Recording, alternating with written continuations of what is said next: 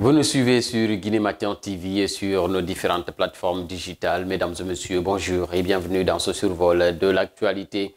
Dans une série de décrets, mardi, le président de la transition, général Mamadi Doumbouya, a promulgué deux importantes lois ordinaires.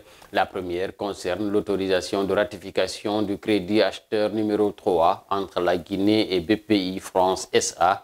Ce crédit est relatif au financement des systèmes aériens de l'aéroport international Ahmed Sékou Touré de Conakry.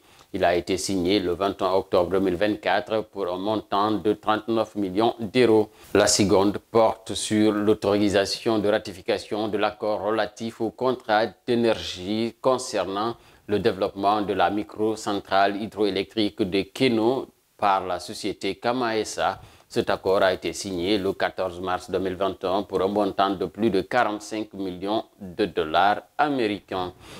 Un an de prison a été requis contre Ibrahima Sako, un conducteur de taxi-moto poursuivi pour viol sur mineur. Sa victime présumée est une fille âgée de 13 ans. Selon l'accusation, Ibrahima Sako, âgé d'une quarantaine d'années, a abusé de cette fille dans une maison inachevée à Manéa, mais l'accusé refute ces accusations mises à sa charge. Son avocat dénonce un dossier vide et des irrégularités dans l'enquête. Le verdict du tribunal est attendu pour le 16 juin prochain. À Koundara, le gérant d'une station-service accusé de vol de plus de 300 millions de francs guinéens s'est évadé dimanche de sa garde à vue au commissariat central. Le suspect, Alpha Omar Diallo, a profité d'une forte pluie pour s'échapper du bureau où il avait été placé pour sa sécurité. Soupçonné d'avoir soustrait une partie de l'argent lors de l'arrestation de Alpha Omar Diallo à Yukunkun le 28 mai dernier, sont actuellement détenus.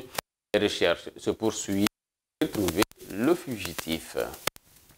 Et pour finir, une atmosphère empreinte de recueillement et de gratitude a marqué la cérémonie de sacrifice et de lecture du Saint-Coran organisée mardi à Conakry en hommage à Feu El Hadj Alpha Amadou Diallo, une figure emblématique qui a marqué l'histoire de la Guinée.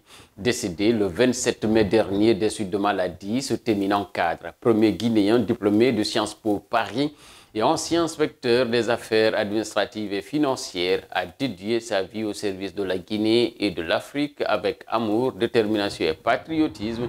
Depuis son décès, les hommages ne cessent d'affluer, soulignant l'empreinte indélébile qu'il a laissée dans ce bas monde.